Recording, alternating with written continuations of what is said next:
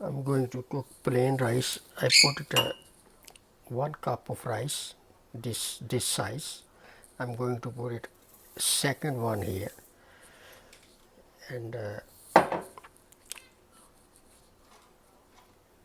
3 cup of water. So here I have to measure exact 3 cups. So I'm going to add a little bit milk in there to bring it to exact measurement.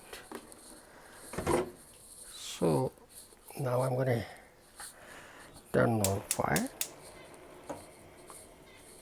and going to add 1 cup of water. There were 2 cups of rice, so 3 cups of water, including little bit milk. Measurement must be same.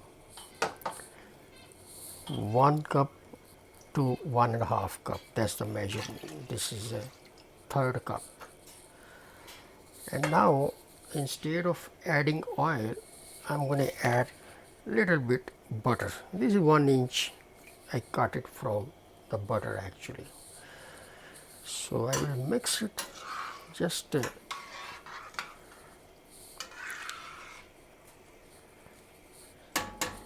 so I will leave it till water dry, then I will 15 to 20 minutes I will leave it on steam, so rice will be ready, and I'll make short video.